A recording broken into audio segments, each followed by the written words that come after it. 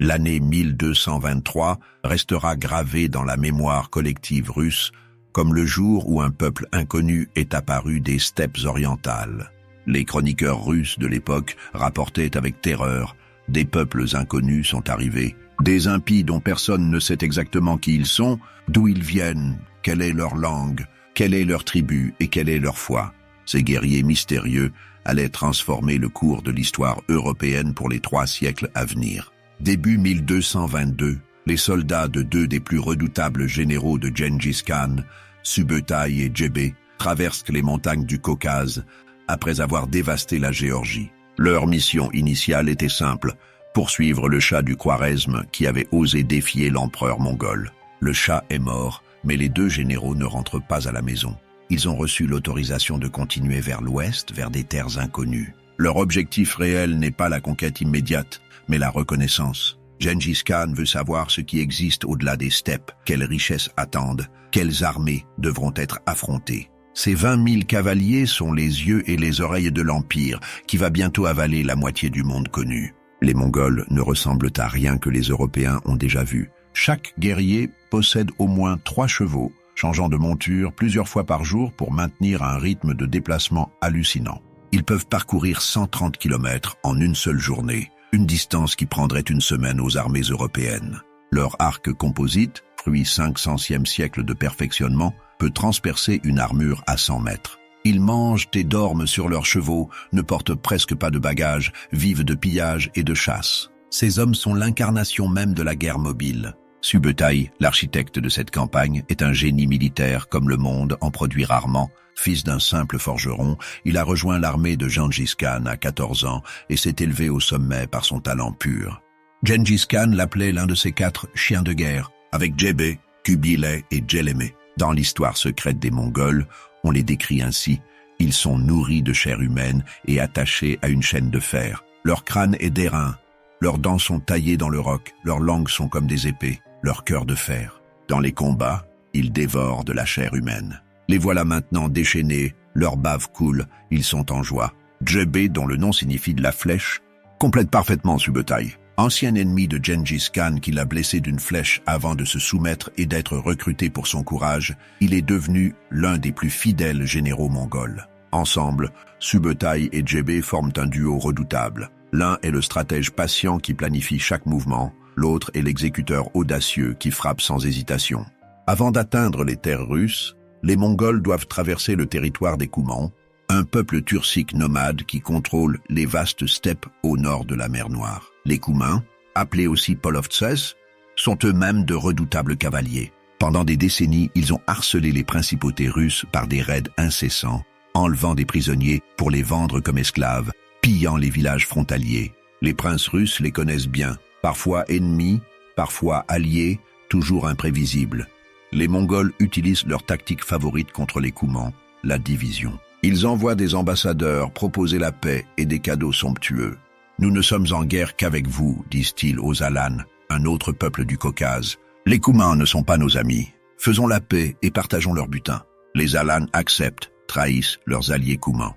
Quelques semaines plus tard, une fois les Koumans affaiblis, les Mongols se retournent contre les Alans et les massacrent. Cette leçon de réalpolitik mongole coûte cher au peuple des steppes. Les armées koumanes sont écrasées dans une série de batailles dévastatrices. Le Khan Köthen, chef de l'Union tribale occidentale des Koumanes, perd 2 batailles majeures. Ses meilleurs commandants, les princes Yuri Konchakovitch et Danila Kobiakovitch, tombent au combat sur le Don. Les survivants fuient vers l'ouest, entre le Dniepr et le Dniestre, poursuivis sans relâche par les cavaliers mongols. Köthen comprend qu'il ne peut pas vaincre cet ennemi seul. Il se tourne vers les Russes, ses voisins avec qui les Koumans se sont battus pendant des générations. Début 1223, Köthen arrive à la cour de son gendre, le prince Mstislav Mstislavitch de Galicie-Volhynie, surnommé le Téméraire. Le Khan Kouman ne vient pas les mains vides. Il apporte des présents extraordinaires, des chevaux de race, des chameaux, des buffles, des esclaves. Mais surtout, il apporte un avertissement terrible. Aujourd'hui, les Tatars ont pris notre terre, et demain, ils viendront prendre la vôtre. Si vous ne nous aidez pas maintenant, nous serons détruits, puis ce sera votre tour. Mstislav le Téméraire n'est pas n'importe qui. À 40 ans, c'est l'un des princes les plus redoutés de la Russe de Kiev. Sa bravoure lors des guerres contre les Koumans en 1193 et 1203 lui a valu sa réputation et son surnom. Marié à la fille du Khan Köthen, il a des liens personnels avec le peuple Kouman. Plus important encore, il voit dans cette situation une opportunité. Ces mystérieux guerriers d'Orient, qui que ce soit, représentent une menace potentielle. Mieux vaut les affronter maintenant, loin des frontières russes, que d'attendre qu'ils arrivent aux portes des villes. Un congrès des princes est organisé à Kiev en toute hâte. Les principautés russes sont divisées en une mosaïque de territoires souvent rivaux. Kiev, autrefois cœur battant de la Russe, a perdu beaucoup de son prestige depuis qu'elle a été pillée par les troupes d'André Bogolyubski en 1169. Chaque prince gouverne son fief avec une autonomie quasi totale. Ils se battent plus souvent entre eux que contre des ennemis extérieurs. Mais face à une menace inconnue, plusieurs acceptent de mettre leurs différends de côté. Les princes de Kiev, de Galicie-Volhynie, de Tchernigov, de Smolensk, de Tourov et Pinsk répondent à l'appel. Parmi eux, 3 Mstislav dominent. Mstislav le Téméraire de Galicie, Mstislav Romanovitch de Kiev, surnommé le Vieux ou l'Ancien, et Mstislav Sviatoslavitch de Tchernigov. Cette coïncidence de noms va créer une confusion terrible dans les chroniques, mais elle reflète la tradition dynastique russe où certains prénoms reviennent de génération en génération. Mstislav de Kiev, le plus âgé et le plus prudent, exprime ses doutes. Nous ne connaissons rien de ses ennemis. Qui sont-ils vraiment? Combien sont-ils? Ne serait-il pas plus sage d'attendre et de se retrancher derrière le Dniepr plutôt que de poursuivre un ennemi inconnu dans les steppes? Mais le parti de l'action, mené par Mstislav le Téméraire, l'emporte. Les jeunes princes, confiants dans leur supériorité numérique et leur expérience des combats dans les steppes, veulent frapper vite et fort. La décision est prise. Les princes russes viendront en aide aux Koumans. Les Mongols ont envoyé une ambassade pour tenter de dissuader les Russes d'intervenir, leur promettant qu'ils n'en veulent qu'aux Koumans. « Livrez-nous les Koumans et nous partirons », proposent les ambassadeurs mongols. C'est une erreur fatale de la part des princes russes. Ils refusent la proposition et, pire encore, ils exécutent les ambassadeurs. Dans la culture mongole, tuer un ambassadeur est l'insulte suprême, un acte qui appelle une vengeance impitoyable. Les Mongols n'oublieront jamais. Tout au long d'avril 1223, les troupes russes se rassemblent à Zarub, un village disparu depuis longtemps, situé au nord de Kaniv. C'est un spectacle impressionnant. Les différentes bannières des principautés flottent au vent, les armures scintillent au soleil. Les estimations sur la taille de l'armée varient énormément, entre 40 000 et 100 000 hommes selon les sources. Le chiffre le plus couramment accepté tourne autour de 80 000 combattants, dont une part importante de cavalerie koumane. Parmi les jeunes princes russes se trouve Daniel de Galicie, fils de feu Roman le Grand. Il n'a que 18 ans, mais il monte déjà au combat avec la férocité qui fera sa légende. Des décennies plus tard, il deviendra roi de Russie, le seul prince russe à jamais porter ce titre. Pour l'instant, c'est un guerrier fougueux qui brûle de prouver sa valeur. L'armée russe descend le Dniepr vers les steppes méridionales. Mi-mai, près de l'île de Khortytsia, il retrouve les forces koumanes restantes. L'alliance est formellement scellée. Les princes russes sont confiants. Ils ont l'avantage du nombre. Ils combattent aux côtés de cavaliers koumans qui connaissent le terrain. Et ils ont battu ces mêmes koumans à plusieurs reprises dans le passé. Comment ces mystérieux nomades venus de l'Est pourraient-ils être plus redoutables? Les Mongols envoient une nouvelle ambassade. Pourquoi écoutez-vous les Koumans? Ils vous ont menti. Nous ne vous voulons aucun mal. Nous partageons une amitié naturelle.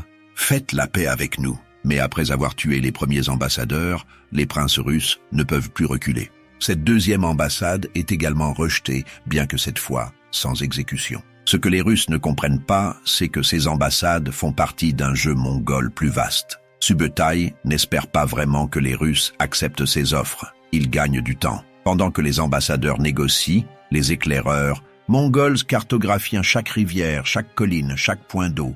Ils identifient les meilleures routes de fuite, les emplacements idéaux pour des embuscades. L'intelligence mongole est légendaire. Ils utilisent des espions, des marchands, des transfuges pour collecter des informations. Bien avant de livrer bataille, Subutai connaît déjà le terrain mieux que ses adversaires. La première confrontation a lieu quand l'avant-garde russe rencontre un détachement mongol près du Dniepr. Les Russes attaquent avec confiance et les Mongols fuient. Ils se replient en désordre, abandonnant du matériel, semblant pris de panique. Les Russes jubilent. Voyez comme ils sont faibles. Ce ne sont que des lâches qui n'osent pas nous affronter. Les jeunes princes, particulièrement Mstislav le Téméraire, veulent poursuivre immédiatement. Mstislav de Kiev, plus âgé et plus sage, sent le piège. Cette fuite est trop facile. Il nous attire dans les steppes. Nous devrions établir une position défensive ici et les attendre. Mais sa prudence passe pour de la couardise aux yeux des jeunes loups. Le conseil de guerre se transforme en dispute. Finalement, la soif de gloire l'emporte sur la prudence. L'armée russo-coumane se lance à la poursuite des Mongols. Pendant 9 jours, ils avancent vers l'est dans les steppes infinies. Les Mongols restent toujours à portée de vue, mais jamais assez près pour être rattrapés. De temps en temps, un petit détachement mongol fait demi-tour et livre une escarmouche, infligeant quelques pertes avant de se retirer à nouveau. Ces petites victoires renforcent la confiance russe. Ils sont faibles, nous les écrasons chaque fois que nous les affrontons. Ce que les Russes ne voient pas, c'est comment Subutai les manipule comme un maître de marionnettes. Chaque escarmouche est calculée pour maintenir la poursuite active. Les Mongols laissent les Russes gagner juste assez pour nourrir leur arrogance, mais jamais assez pour détruire la force mongole. Pendant ce temps, l'armée russe s'étire dangereusement. Les différentes principautés avancent à des rythmes différents. Certaines bannières prennent de l'avance, d'autres traînent en arrière. La cohésion se désintègre. Les tensions entre les princes atteignent leur paroxysme. Mstislav le Téméraire et ses alliés veulent accélérer la poursuite. Mstislav de Kiev insiste sur la prudence et une avance coordonnée. Mstislav de Tchernigov oscille entre les deux positions. Les égaux princiers transforment le conseil de guerre en théâtre d'insultes et de récriminations. Chacun veut l'honneur d'être le premier à écraser les Mongols. Personne ne veut partager la gloire. Le 31 mai 1223, l'armée russo-coumane atteint la rivière Kalka, un modeste cours d'eau dans ce qui est aujourd'hui l'oblast de Donetsk en Ukraine. De l'autre côté de la rivière, les Mongols ont finalement cessé de fuir. Ils sont là, rangés en ordre de bataille, attendant. Pour la première fois depuis 9 jours, ils ne reculent plus. Un dernier débat éclate entre les princes. Certains veulent traverser immédiatement et attaquer. D'autres préconisent d'attendre, que toute l'armée soit réunie et d'utiliser la rivière comme barrière défensive. Le compromis est le pire possible. L'armée commence à traverser sans plan coordonné. Certaines unités passent, d'autres restent en arrière. Personne ne prend le commandement global. Mstislav le Téméraire, incapable de contenir son impatience, franchit la Kalka avec ses troupes de Galicie et les contingents coumans sans attendre les autres princes. Le jeune Daniel de Galicie est à ses côtés, avide de combat. Il charge l'avant-garde mongole qu'il voit sur l'autre rive. Une fois de plus, les Mongols semblent reculer. Mstislav de Kiev, observant cette folie depuis l'autre rive, secoue la tête. Au lieu de traverser pour soutenir son homonyme, il ordonne à ses troupes de construire un camp fortifié sur la rive ouest de la Kalka. Des wagons sont disposés en cercle, des palissades sont érigées à la hâte. Il va se défendre ici et laisser les impétueux jeunes princes apprendre leur leçon. Cette décision, née d'orgueil et de ressentiment, va sceller le sort de milliers d'hommes. Subutai a passé 9 jours à préparer ce moment. Ses éclaireurs lui ont rapporté chaque mouvement des Russes. Il sait qu'ils sont divisés, épuisés par la longue marche, trop confiants. Il sait que Mstislav de Kiev s'est isolé dans un camp fortifié. Il sait que les autres princes ne s'entendent pas. Le général mongol a combattu contre les Chinois, les Perses, les Géorgiens. Il a étudié leurs tactiques, leurs faiblesses. Ces princes russes ne sont que des amateurs comparés aux adversaires qu'il a déjà vaincus. La cavalerie légère coumane attaque en premier, suivant sa méthode habituelle. Des charges rapides pour harceler l'ennemi, puis un repli pour éviter l'engagement direct. Les Coumans ont l'habitude de combattre d'autres nomades des steppes. Leurs tactiques sont efficaces contre des adversaires similaires. Mais les Mongols ne sont pas des adversaires similaires. Quand la cavalerie coumane charge, elle rencontre d'abord des archers montés mongols qui tirent tout en reculant.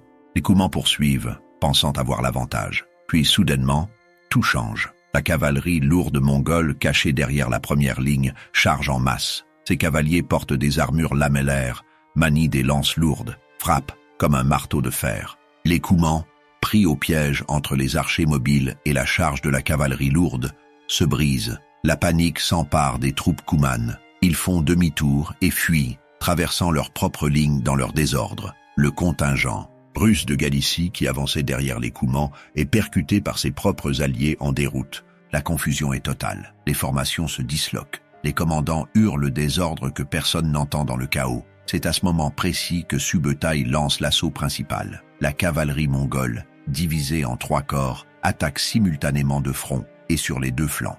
Ce n'est pas une charge désordonnée, mais une manœuvre coordonnée avec la précision d'une horloge. Chaque unité mongole sait exactement ce qu'elle doit faire. Ils ont pratiqué ces mouvements des centaines de fois. Le jeune Daniel de Galicie se bat avec une bravoure désespérée. Une flèche mongole le frappe à la poitrine, mais l'adrénaline du combat masque la douleur. À 18 ans, il refuse de céder. Autour de lui, ses compagnons tombent sous les flèches et les sabres mongols. Les troupes de Galicie tentent de tenir, mais elles sont submergées par le nombre et la technique supérieure de l'ennemi. Les contingents de Volhynie et de Koursk, arrivant trop tard pour comprendre ce qui se passe, créent une brèche dans leur ligne pour laisser passer les Koumans en fuite. Les Mongols, avec un opportunisme brutal, chargent à travers cette même brèche. En quelques minutes, ces nouvelles forces russes sont également encerclées et taillées en pièces. L'armée de Tchernigov, ignorant que la bataille a déjà commencé, avance tranquillement vers la rivière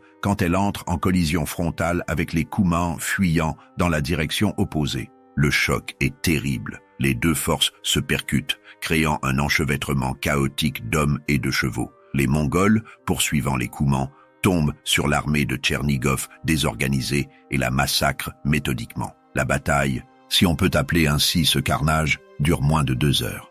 Les archers mongols abattent les chevaliers russes à distance. Leur arc composite, capable de percer les armures à 100 mètres, transforme les formations russes en cibles faciles. Quand les Russes tentent de charger, la cavalerie mongole se disperse et les harcèle de tous côtés. Quand les Russes se défendent, les Mongols les encerclent et les asphyxient. Mstislav le Téméraire, réalisant l'ampleur du désastre, tente de rallier ses troupes pour une retraite organisée. Mais il est trop tard. Les Mongols sont partout. Finalement, avec quelques compagnons survivants, il parvient à se frayer un chemin jusqu'au Dniepr. Ils arrivent au camp de Khortytsia où ils avaient laissé des navires. Dans leur panique, ils prennent les bateaux disponibles et s'abordent les autres pour empêcher la poursuite mongole. Daniel de Galicie, blessé mais vivant, s'effondre près d'un ruisseau. Ce n'est qu'à ce moment-là, quand l'adrénaline retombe, qu'il sent la douleur atroce de sa blessure à la poitrine. Pendant que ses compatriotes se font massacrer sur l'arrivée, Mstislav de Kiev reste retranché dans son camp fortifié à l'ouest de la Khalkha. Il peut entendre les cris, voir la poussière soulevée par des milliers de chevaux, mais il ne bouge pas. Peut-être pense-t-il que cette catastrophe prouvera qu'il avait raison d'être prudent. Peut-être espère-t-il que son camp fortifié le protégera. Il se trompe. Les Mongols n'ont pas passé des décennies à conquérir des villes fortifiées chinoises pour être arrêtés par quelques wagons et palissades. Subutai est un expert en guerre de siège. Il a recruté des ingénieurs chinois dans son armée, des hommes qui savent construire et utiliser des machines de guerre sophistiquées. Mais pour ce camp improvisé, les Mongols n'ont même pas besoin de sortir l'artillerie lourde. Pendant 3 jours, ils assiègent le camp. Les Russes à l'intérieur espèrent des renforts qui ne viendront jamais. Ils sont isolés et coupés de tout ravitaillement. La soif devient leur pire ennemi. Le moral s'effondre. Les hommes regardent vers l'horizon, cherchant en vain des bannières amies qui n'apparaîtront pas. Les Mongols envoient des parlementaires. Ils promettent la vie sauve en échange d'une reddition. Mstislav de Kiev, voyant sa situation désespérée, accepte. Les Mongols jurent sur leur honneur qu'aucun sang ne sera versé. C'est techniquement vrai. Quand les Russes sortent de leur camp et déposent les armes, les Mongols les capturent tous vivants.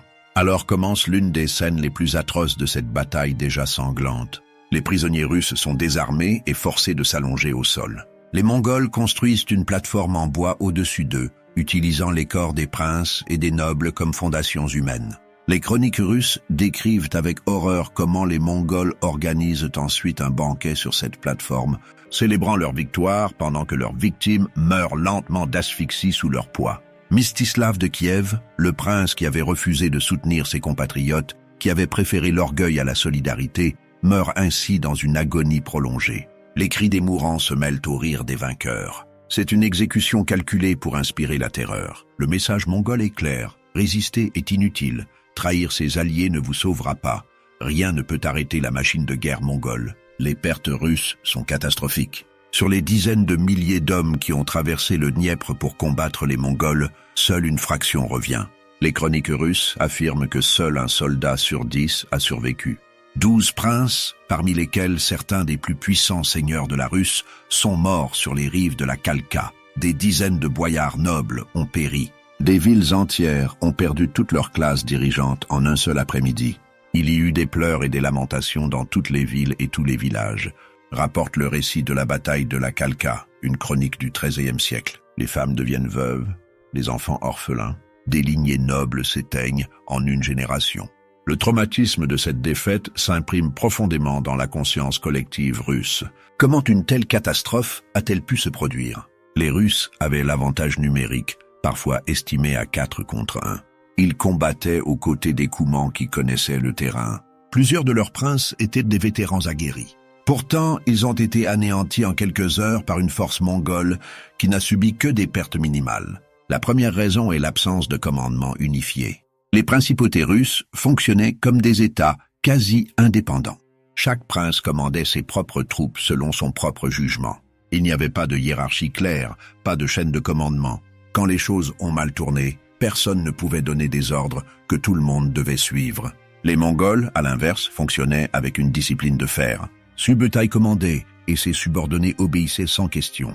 La deuxième raison est l'orgueil et la rivalité entre les princes. Mstislav le Téméraire voulait la gloire de la victoire pour lui seul. Mstislav de Kiev refusait de soutenir quelqu'un qu'il considérait comme trop impétueux. Les autres princes oscillaient entre ces deux pôles, incapables de s'entendre. Cette désunion a permis aux Mongols de battre l'armée russe par morceaux, détruisant chaque contingent séparément avant qu'il ne puisse être renforcé. La troisième raison est la sous-estimation totale de l'ennemi. Les Russes avaient combattu les Coumans pendant des décennies et les considéraient comme l'archétype du guerrier nomade des steppes. Ils pensaient que tous les nomades se battaient de la même manière.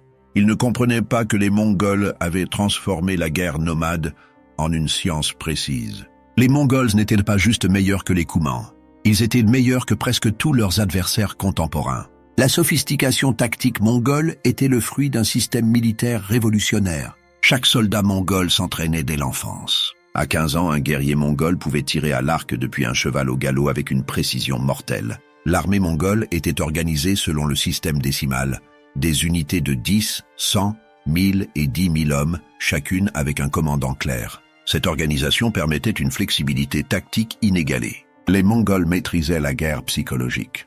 La retraite feinte était leur tactique signature. Ils fuyaient, attirant les ennemis trop confiants dans des pièges soigneusement préparés. Ils semaient la terreur avant même d'arriver, grâce à des histoires exagérées de leurs atrocités. Les villes entières se rendaient sans combattre, après avoir entendu ce qui était arrivé à celles qui avaient résisté. Subutai lui-même était un maître de la coordination à grande échelle. Pendant ses campagnes en Europe, une vingtaine d'années plus tard, il dirigera des armées séparées par des centaines de kilomètres, les faisant converger simultanément sur des objectifs précis. À Kalka, il a orchestré une bataille complexe, impliquant plusieurs corps d'armée, attaquant depuis différentes directions, le tout sans communication radio, sans télégraphe, uniquement avec des messagers à cheval et des signaux de fumée. Après la bataille, les Mongols poursuivent les survivants russes pendant des jours. Ils remontent vers le Dniepr, pillant et brûlant tout sur leur passage. Mais ils ne franchissent pas le grand fleuve. Ils ne s'enfoncent pas dans les principautés russes elles-mêmes. Ce n'est pas le moment. Pas encore. La mission de Subutai et Djebé était la reconnaissance, pas la conquête. Ils ont obtenu ce qu'ils voulaient, des informations sur les forces russes, sur leurs tactiques, sur leurs divisions internes. Ils savent maintenant que les Russes peuvent rassembler de grandes armées, mais qu'ils sont incapables de combattre de manière unifiée. Cette connaissance vaudra de l'or quand les Mongols reviendront. Après avoir dévasté la région autour de Kiev, les deux généraux mongols se dirigent vers l'est. Ils doivent rejoindre Gengis Khan qui les attend en Asie centrale. Mais leur voyage de retour n'est pas terminé. En traversant la Volga, ils sont attaqués par surprise par les Bulgares de la Volga, un peuple turcique musulman. Cette bataille, appelée la bataille de Samarskaya Luka, se déroule fin 1223 ou début 1224.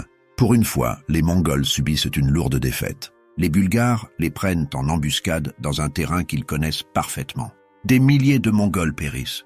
Selon certaines sources, moins de 4000 hommes de l'armée originale parviennent à traverser la Volga et à fuir vers les steppes orientales. C'est un rappel que même les Mongols ne sont pas invincibles, que la chance joue un rôle dans la guerre, que la connaissance du terrain peut compenser l'infériorité numérique. Mais cette défaite ne change pas l'équation fondamentale. Les Mongols ont prouvé qu'ils pouvaient anéantir les armées russes. Ils reviendront avec des forces bien plus importantes, non plus pour reconnaître, mais pour conquérir. La bataille de Khalkha envoie des ondes de choc à travers toute la Russe de Kiev. La perte de tant de princes et de nobles en un seul jour crée un vide de pouvoir immédiat. Les luttes de succession s'intensifient. Les principautés s'affaiblissent mutuellement dans des guerres civiles incessantes. Plutôt que de tirer les leçons de Khalkha et de s'unir face à la menace mongole, les princes russes retombent dans leurs querelles fratricides. Cette myopie politique aura des conséquences désastreuses. En 1237, 14 ans après Khalkha, les Mongols reviennent. Cette fois, ce n'est pas un raid de reconnaissance de 20 000 hommes, mais une armée de conquête de plus de 100 000 guerriers sous le commandement de Batu Khan, le petit-fils de Gengis Khan. Subutai est toujours là, maintenant dans la soixantaine, mais toujours le plus brillant stratège mongol. Cette deuxième invasion est une catastrophe encore pire que Khalkha. Ville après ville tombe. Ryazan est prise d'assaut en décembre 1237, sa population massacrée. Moscou, alors une ville mineure, est brûlée en février 1238. Vladimir, capitale de la principauté de Vladimir-Souzdal, est assiégée et capturée, sa famille royale périssant dans les flammes. Le grand prince Yuri II tente de rassembler une nouvelle armée, mais elle est anéantie à la bataille de la rivière Site en mars 1238. Kiev elle-même, la mère des villes russes, tombe en décembre 1240 après un siège dévastateur. La ville qui avait été le cœur de la civilisation russe est réduite en cendres. Des décennies plus tard, des voyageurs rapportent avoir traversé des champs de crânes près de Kiev, témoignage silencieux de la violence mongole. Les principautés russes entrent alors dans ce que les historiens appellent le joug tatar mongol, une période de domination qui durera près de 250 ans. Les princes russes doivent faire allégeance au khan de la Horde d'Or, payer tribut, fournir des soldats pour les campagnes mongoles. Toute velléité de rébellion est écrasée avec une brutalité exemplaire. Cette domination mongole transforme profondément la Russie. Politiquement, elle renforce l'autocratie. Les princes apprennent des Mongols l'art du pouvoir absolu, de la taxation efficace, de la terreur d'État. Moscou, une principauté insignifiante avant l'invasion, s'élève en servant fidèlement les Mongols comme collecteurs de tribut. Les princes de Moscou deviennent les intermédiaires entre le Khan et les autres principautés russes, accumulant richesse et influence. Économiquement, l'invasion détruit l'infrastructure commerciale qui reliait la Rousse de Kiev au reste de l'Europe. Les routes commerciales changent, les villes déclinent, l'agriculture souffre. Il faudra des générations pour reconstruire ce qui a été perdu. Culturellement, la Rousse de Kiev se coupe du reste de l'Europe. Pendant que l'Occident vit la Renaissance, que les universités fleurissent en France et en Italie, que l'art gothique transforme l'architecture européenne, la Russie stagne sous la domination mongole. L'isolement renforcera le sentiment d'être un monde à part, ni vraiment européen, ni vraiment asiatique. Mais la domination mongole a aussi des effets paradoxaux. Elle unifie politiquement un territoire qui était fragmenté en dizaines de principautés. Elle introduit des techniques administratives sophistiquées. Le système postal mongol, extraordinairement efficace, inspirera les futurs tsars. Les tactiques militaires mongoles seront étudiées et adoptées. Même la langue russe intégrera des centaines de mots d'origine mongole. Subutai survit à Khalkha et aux campagnes qui suivent pour devenir la figure militaire dominante de l'Empire mongol. Au cours de ses 60 ans de carrière militaire, il dirigera plus de 20 campagnes et remportera 65 batailles contre 32 nations différentes. Il conquiert plus de territoires que tout autre commandant dans l'histoire humaine. Il n'a jamais perdu une seule bataille décisive. En 1241, à plus de 60 ans, Subutai orchestre son chef-d'œuvre tactique, la conquête simultanée de la Pologne et de la Hongrie. Deux armées mongoles, séparées par plus de 800 km, frappent le même jour. À la bataille de Legnica, les Mongols écrasent une armée combinée polonaise et allemande. Le même jour, à la bataille de Mohi en Hongrie, Subutai détruit l'armée du roi Béla IV dans ce qui est peut-être la bataille la plus brillamment exécutée du Moyen-Âge. À Mohi, Subutai fait traverser la rivière Sajo à son armée pendant la nuit, construit un pont supplémentaire en aval pour prendre les Hongrois à revers et utilise des catapultes, des armes de siège, contre l'infanterie en plein champ. Une innovation tactique qui ne sera largement adoptée que des siècles plus tard. L'armée hongroise, forte de 60 000 à 80 000 hommes, est virtuellement anéantie. le roi Bela IV s'enfuit à peine avec sa vie. Seule la mort de Gödek Khan, le successeur de Gengis Khan, en décembre 1241 sauve l'Europe occidentale. Les princes mongols doivent retourner en Mongolie pour l'élection du nouveau Khan. L'invasion de l'Europe est suspendue puis jamais reprise. Si Ögödei avait vécu quelques années de plus, Paris et Rome auraient pu connaître le sort de Kiev. Subutai se retire en Mongolie et meurt de vieillesse en 1248, à l'âge de 73 ans. Il est légendaire parmi les Mongols, vénéré comme le plus grand général de l'Empire. Pourtant, en Occident, il reste largement inconnu. Pendant des siècles, les Européens ignorent même son existence. Ce n'est qu'au XXe siècle que les historiens militaires redécouvrent Subutai. Basil Liddell-Hart, l'historien militaire britannique, le compare favorablement aux plus grands généraux de l'histoire. Erwin Rommel et George Patton, les célèbres généraux de la Seconde Guerre mondiale, étudient ces campagnes. Les soviétiques développent leur doctrine de bataille en profondeur, en s'inspirant directement des tactiques de Subutai. Des offensives coordonnées sur plusieurs axes, l'exploitation rapide des percées, l'encerclement systématique des forces ennemies. La bataille de Khalkha marque un tournant dans l'histoire mondiale. C'est le premier contact militaire significatif entre l'Europe et l'Empire mongol. C'est une démonstration brutale que les armées européennes médiévales, avec leur cavalerie lourde et leurs tactiques rigides, ne peuvent pas affronter la guerre mobile mongole. Pour les Russes, Khalkha devient un symbole de désunion fatale. Des siècles plus tard, les poètes et les historiens russes reviendront à cette bataille comme un avertissement. Si seulement les princes s'étaient unis, si seulement ils avaient mis leurs querelles de côté, si seulement ils avaient écouté les conseils de prudence. C'est ainsi seulement hante la mémoire collective russe. La bataille illustre aussi le fossé technologique et organisationnel qui existait entre différentes civilisations au XIIIe siècle. Les Mongols n'avaient pas de technologie miraculeuse. Leurs arcs n'étaient pas fondamentalement supérieurs aux arcs russes ou européens. Leurs chevaux n'étaient pas magiques. Leur avantage venait de l'organisation, de la discipline, de la stratégie, de l'entraînement. Ils avaient transformé la guerre en une science, alors que leurs adversaires la traitaient encore comme un art improvisé. L'expansion mongole relie également de manière paradoxale l'Est et l'Ouest. La Pax Mongolica, la paix imposée par la terreur mongole sur l'ensemble de l'Eurasie, permettra aux marchands de voyager en relative sécurité de la Chine à l'Europe pour la première fois depuis des siècles. Marco Polo fera son célèbre voyage en Chine sous protection mongole. Les idées, les technologies, les maladies même. La peste noire arrivera en Europe via les routes commerciales mongoles, circuleront sur ces routes rouvertes. Aujourd'hui, sur le site présumé de la bataille de Khalkha, il ne reste rien. Les steppes ont effacé toute trace du carnage.